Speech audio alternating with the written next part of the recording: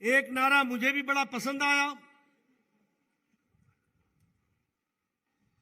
ये नारा, ये तालियों की गड़गड़ाहट, राजनीति का थोड़ा बहुत जानकार मैं भी हूं।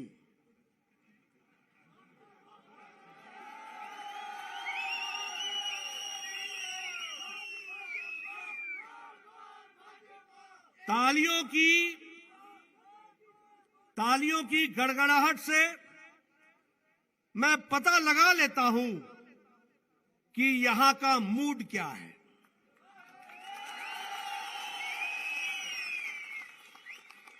और मुझे स्पष्ट दिख रहा है कि आप लोगों ने चेतन ब्राक्टा को विधानसभा में भेजने का मन बना लिया है। मित्रों, ये चुनाव की बेला है। 12 तारीख को आपने अपना मतों का प्रयोग करना है। आज 7 तारीख हो गई, कुछ ही दिन रहे हैं। आप सब लोगों से मैं निवेदन करना चाहता हूं कि आप सब लोग अपने गांव में, अपने पड़ोसियों को, अपने रिश्तेदारों को, अपने कस्बों में सबको जाकर ये निवेदन कीजिए कि आपका कीमती वोट कमल के फूल को, चेतन को जाना चाहिए। उसके लिए आप अपील कीजिए। मित्रों, ये चुनाव चेतन का चुनाव नहीं है। यह चुनाव मेरा नहीं है। यह चुनाव जयराम का भी नहीं है, क्योंकि हम कुर्सी पर बैठने और एमएलए बनने नहीं आए थे। हम आपकी सेवा के लिए आए थे, उसके उपकरण बनना चाहते थे। लेकिन यह चुनाव आपके हक और हुकूक को रक्षा करने का चुनाव है। यह आपको जरूर समझ लेना चाहिए। और इसीलिए आप अपनी रक्षा करें, और वह रक्षा संभव होगा तो भारतीय जनता पार्टी के ही माध्यम से हो सकता है। आज हम लोगों के लिए बहुत ही खुशी की बात है कि देश के मानचित्र पर सबसे उच्चतम नेता, शीर्षस्थ नेता भारत के प्रधानमंत्री नरेंद्र मोदी जी हैं। उन्होंने पिछले 8 साल में नहीं सिर्फ हिमाचल प्रदेश को, नहीं सिर्फ देश को, बल्कि देश को दुनिया के मानचित्र पर इज्जत दिलाते हुए आगे बढ़ाया है। यह हमको ध्यान में रखना चाहिए। यह संभव कैसे होता है? यह संभव तब होता है जब आप अपना अधिकार ठीक ढंग से प्रयोग करते हैं, तभी जाकर के यह काम हो पाता है। आपने यहां से सुरेश कश्यप को भेजा, आपने सही बटन दबाया, मोदी जी को प्रधानमंत्री बनाया, और मोदी जी ने देश को, प्रदेश को आगे बढ़ाने में कोई कसर नहीं छोड़ी। यह हमको ध्यान में रखना चाहिए। लेकिन अधिकार किसके पास था? वो अधिकार तो आपके पास था। आज वैक्सीनेशन की बात ले लीजिए। आप सब लोग बड़े नजदीक नजदीक बैठे हैं, किसी के चेहरे पर मास्क नहीं है। आज अमेरिका का राष्ट्रपति भी मास्क उतारता नहीं है। आज यूरोप के एक एक देश कोरोना के साए से निकल नहीं पाए हैं। और ये 130 करोड़ का देश मोदी जी के नेतृत्व में 9 महीने के अंदर 2 वैक्सीन बनाकर 219 करोड़ डोज लगाकर, डबल डोज पर बूस्टर डोज लगाकर, सुरक्षा कवच पहन करके खुलेआम घूम रहे हैं। और कोरोना के साथ हम आगे बढ़ रहे हैं। इस बात को भी हमको समझना चाहिए। यह संभव कैसे हुआ है? दुनिया का लार्जेस्ट और फास्टेस्ट वैक्सीनेशन प्रोग्राम हुआ है तो वो भारत की धरती पर हुआ। 219 करोड़ का वैक्सीन लगे। हमने 100 देशों को वैक्सीन दिया भी। 48 देशों को हमने मुफ्त वैक्सीन दी। 2.5 करोड़ वैक्सीन मुफ्त दे दी। अब भारत मांगने वाला नहीं है, देने वाला भारत बन गया है। यह भी हमको समझना चाहिए। अगर हम बात करें यूक्रेन के युद्ध की, 32,000 हमारे बच्चे फंस गए थे यूक्रेन में। कौन सा देश है जो अपने बच्चों को लेकर के आया? कौन सा देश है? और कोई देश है क्या? यह भारत के प्रधानमंत्री जी की शख्सियत को बताता है कि नहीं बताता है?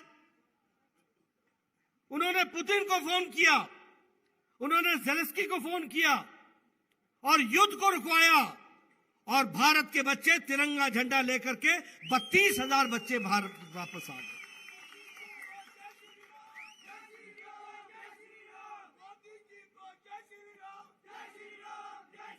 मित्रों, ये जो आपके मोबाइल में सिम है ना, सिम कार्ड, ये कभी भारत खरीदता था, आज भारत दुनिया को बेच रहा है। ये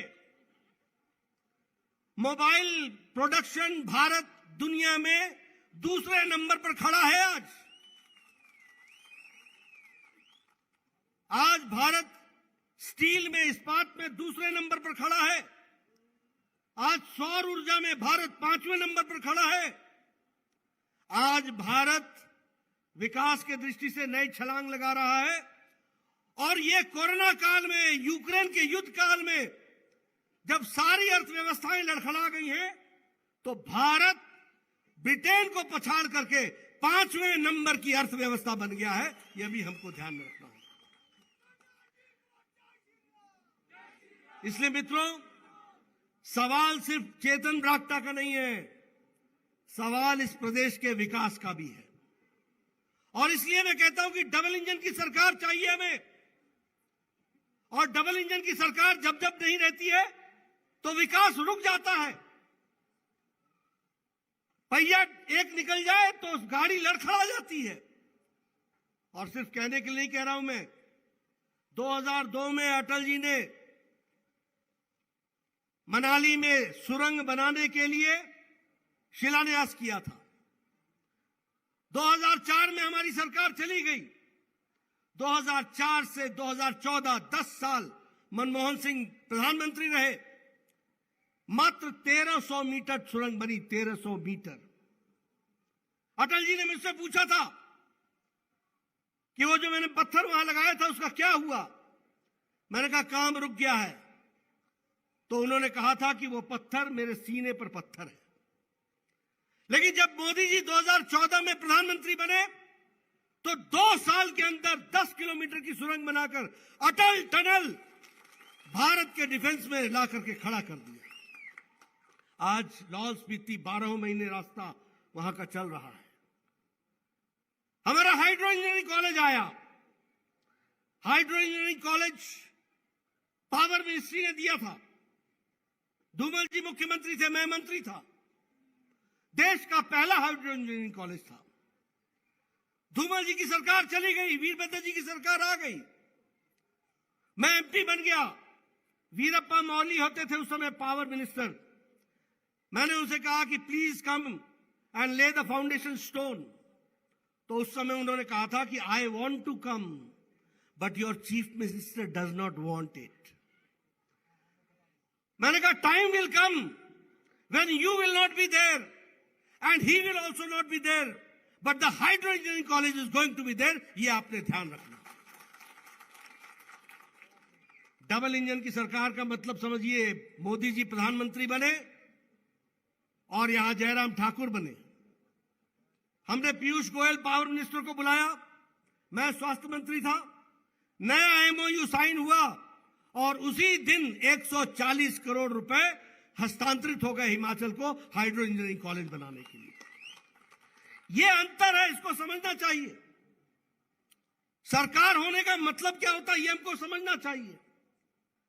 अगर मैं बात करूं तो अटल जी ने हमको इंडस्ट्रियल पैकेज दिया था। कांग्रेस ने वो इंडस्ट्रियल पैकेज छीन लिया था।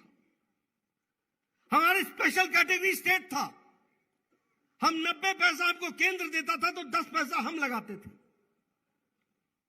हमारी सरकार नहीं रही, इंडस्ट्रियल हमारा स्पेशल कैटेगरी स्टेट छीन लिया गया और हमें 60 पैसा केंद्र देता था, 40 हमें लगाना पड़ता था। मोदी जी फिर से बने, मोदी जी प्रधानमंत्री बने। उन्होंने हमसे पूछा तक नहीं, उन्होंने हमको बताया तक नहीं। लेकिन हिमाचल के प्रति उनका दर्द था। पहले 2 महीने जब वो प्रधानमंत्री, पहले 2 महीने के अंदर उन्होंने हिमाचल का स्पेशल कैटेगरी स्टेट बहाल कर दिया। यह भी हमको ध्यान रखना चाहिए। अब 90 मोदी जी देते हैं तो 10 जयराम जी देते हैं। यह हमारा विकास की नई कहानी है। अगर हम बात करें तो हमने जो कहा था वो किया है, और जो नहीं कहा था वो भी किया है। हमने कहा था कि हम all India institute of medical sciences देंगे, लेकिन हमने all India institute of medical sciences दिया, मोदी जी ने दिया। हमने कहा था कि इंडियन इंस्टीट्यूट ऑफ मैनेजमेंट देंगे, जो अहमदाबाद में एक इकलौता था, लेकिन मोदी जी ने हमको आशीर्वाद में दिया। आज IIM बन रहा है, तैयार हो रहा है 380-90 करोड़ की लागत से। हमने कहा था कि हम Indian institute for information and technology देंगे, लेकिन हमने दिया, उसका काम चल पड़ा है। हमने कहा था कि हम बल्क ड्रग पार्क देंगे, लेकिन हम मोदी जी ने दिया, 2000 करोड़ रुपए की लागत से बन रहा है। हमने कहा था कि हम मेडिकल डिवाइस पार्क देंगे, लेकिन दिया गया 350-400 करोड़ की लागत से, उसका भी काम शुरू हो गया है। नेशनल हाईवे, स्टेट हाईवे, और मैं यहां यह भी बताना चाहता हूं कि बरागटा जी ने सिर्फ इतना ही कहा था कि एक्सीडेंट हो गया मेरे इलाके में, अगले 1 महीने के अंदर ट्रॉमा सेंटर यहां दिया गया। यह भी हमको ध्यान रखना है।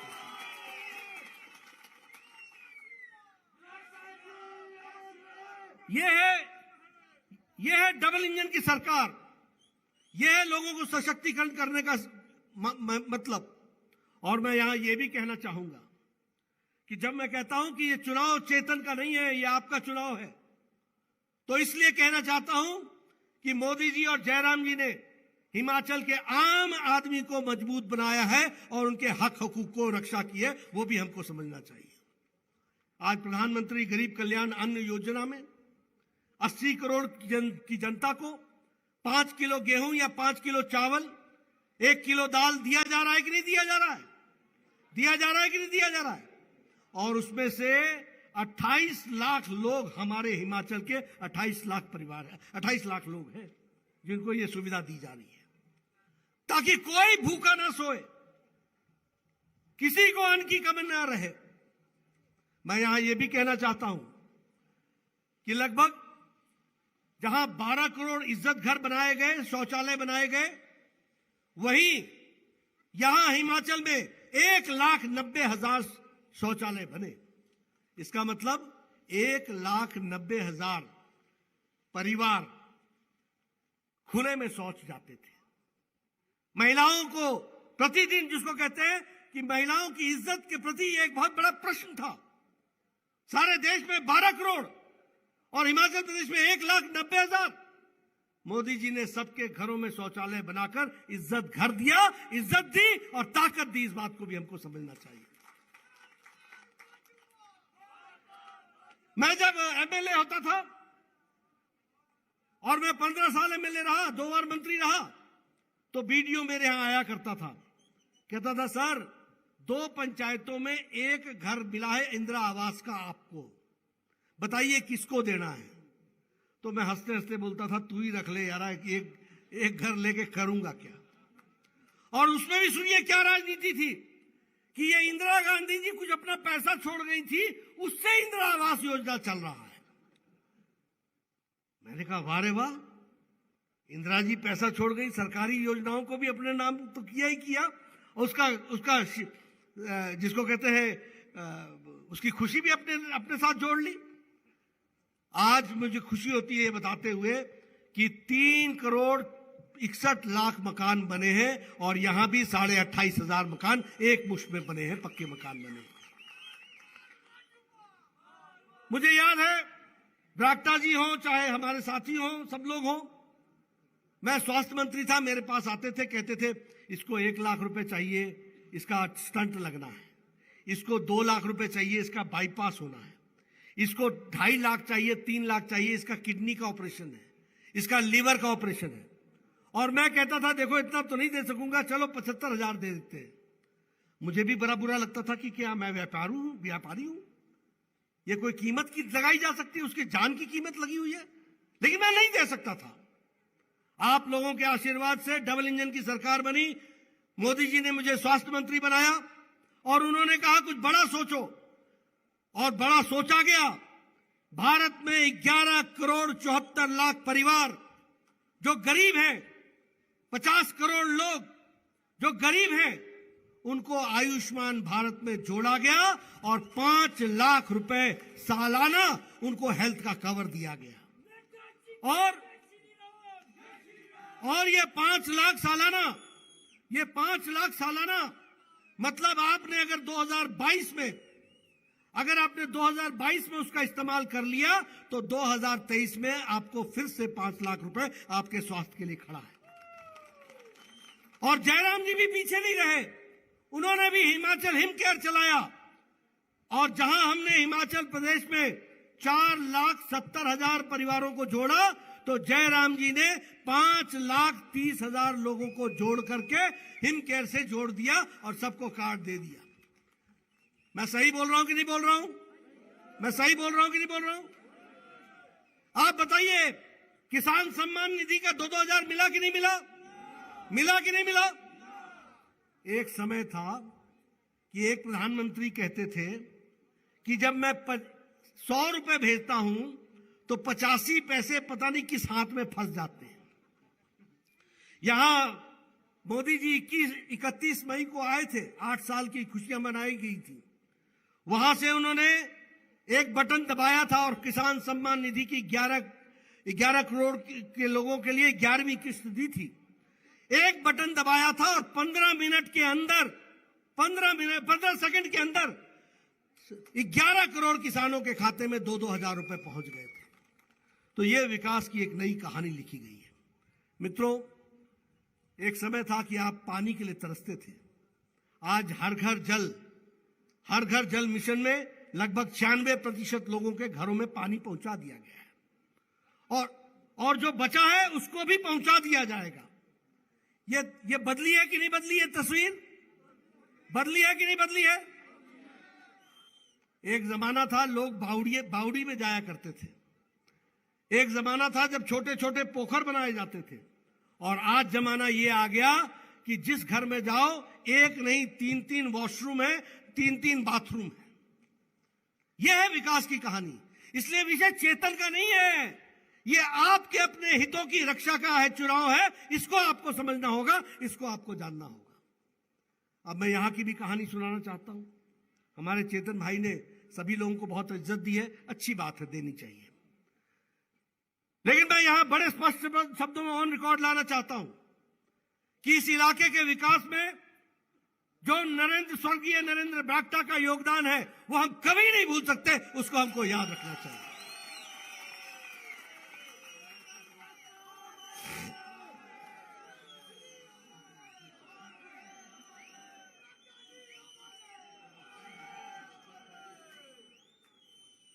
मैंने उनको विकास करते देखा है। बरागटा जी ने मेरे के साथ मुझे लंबे समय तक मंत्री रहने का मौका मिला। शायद लगभग मैं 7 साल, 2-3 साल में फॉरेस्ट मिनिस्टर रहा था, 5 साल में हेल्थ मिनिस्टर रहा था। दोनों ही वक्त वो भी मंत्री थे। हम दोनों ने मंत्री के रूप में काम किया। जब भी बरागटा जी आए, उन्होंने कभी भी अपनी व्यक्तिगत बात नहीं की। उन्होंने हमेशा जब भी बात की तो हमारा जुब्बल कोट खाई, हमारा जुब्बल कोट खाई, हमारा जुब्बल कोट खाई। और एक बात और मैं बता देना चाहता हूं। बहुत से लोग किसान नेता के रूप में जाने गए होंगे, बहुत से लोग किसान नेता के साथ साथ सेवों के भी नेता कहलाए होंगे, लेकिन सेव के लिए किसी ने भी धरती पर काम किया है तो वो नरेंद्र बरागटा ने किया है। उसको भी हमको याद रखना चाहिए। ये एंटी हेल गन, ये एंटी हेल नेट, इसकी चर्चा करो तो बरागटा जी की तस्वीर सामने आ जाती है। ये बताता है कि उनके मन में कितना दर्द था। सब्जी मंडियों का विस्तार, मंडियों को खड़ा करना, ई नाम से जोड़ना, सड़कों की चिंता करना, सही दाम आपको मिले इसकी चिंता करना, ये सब काम के लिए उन्होंने अपने आप को जिसे मैं कहूंगा कि आहूत कर दिया, अपने आप को पूरा शरीर, पूरा जीवन, पूरी ताकत, पूरी उम्र लगा दी। और मैं इस मन से एक बात का विश्वास दिलाता हूं कि जिस बात के लिए बरागटा जी लड़े, उसको आगे चेतन ले जाएगा और उसको निर्णायक मोड़ तक पहुंचाएगा।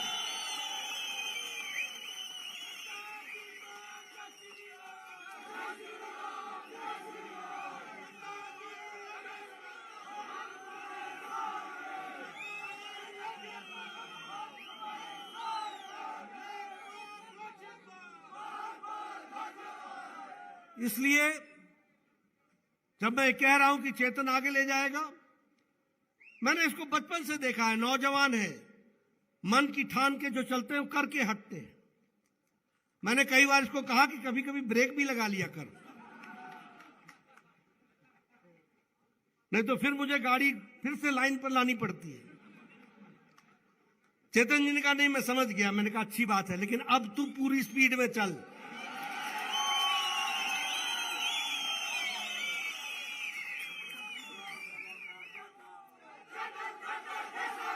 अब ब्रेक मत लगाना, अब स्पीड का एक्सीलरेटर दबाना।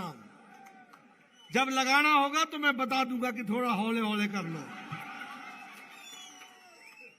लेकिन मैं यहां यह कहने आया हूं कि जहां ये आपके हक हुकूक की लड़ाई है, वहां आपको यह विश्वास दिलाने में आया हूं कि आपकी हकों की लड़ाई चेतन बहुत अच्छे ढंग से लड़ेगा और वो आगे ले जाएगा।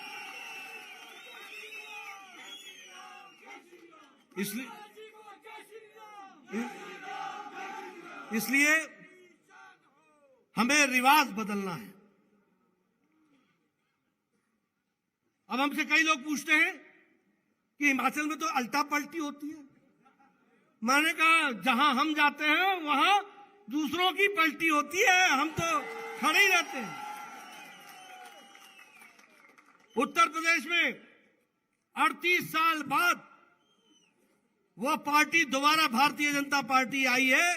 किसी भी पार्टी को दोबारा आने का मौका नहीं मिला। 38 साल बाद आई तो भारतीय जनता पार्टी आई है। उत्तराखंड आपका पड़ोस, यहां बोलने लगे कि जी यहां तो मामला कुछ गड़बड़ है। मैंने कहा क्या गड़बड़ है? बोले यहां भी अल्टा पलटी होती है। मैंने कहा अब एक ही तरफ की होगी, याद रखना। और वहां भी हमने जब से प्रदेश बना है तब से अब तक पहली बार हमारी पार्टी की दोबारा सरकार आई। इसको भी हमको ध्यान रखना। गोवा, मैं गोवा गया तो वहां आम आदमी पार्टी के बैनर ही बैनर। मैंने कहा यार क्या है यहां? बोले 40 में से 39 सीटों पे लड़ रही है। मैंने कहा होगा क्या? बोले आगे आगे देखो होता है क्या। 39 सीट पर चुनाव लड़ी, 35 पर जमानत जब्त करा लिया। उत्तर प्रदेश में 350 सीटों पर लड़ी, 349 सीटों पर जमानत जब्त करा ली। उत्तराखंड में 59 सीटों पर लड़ी, 65 सीटों पर जमानत जब्त कर ली। और यहां ये 67 सीटों पर लड़ रहे हैं, 67 की 67 पर जमानत जब्त करनी है। यह हमको ध्यान रखना है।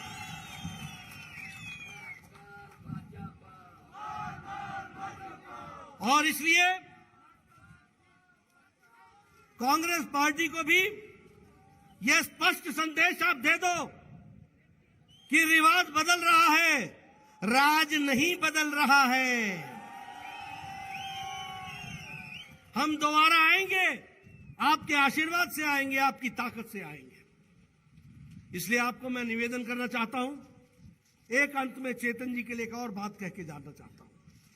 देखिए, चुनाव को हल्के में मत लेना। आपके भविष्य चेतन के हाथ में सुरक्षित है। 12 तारीख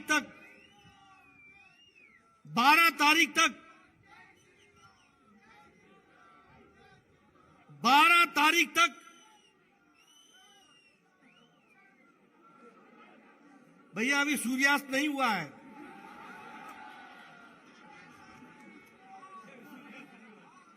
12 तारीख तक, एक मिनट भैया, ओ भाई मेरे, 12 तारीख तक आपने चेतन को सुरक्षित रखना, 12 तारीख के बाद ये आपको सुरक्षित रखेगा, इसको भी आप ध्यान रखें।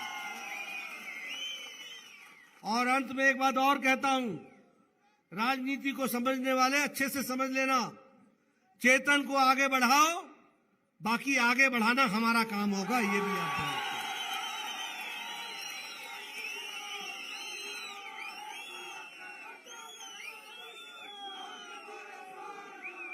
चेतन को विधानसभा में भेजेंगे ना? भेजेंगे ना? पीछे से आवाज नहीं आई, भेजेंगे? उधर से आवाज नहीं आई। चलिए, बहुत बहुत धन्यवाद। भारत माता की, भारत माता की, भारत माता की, बहुत बहुत धन्यवाद।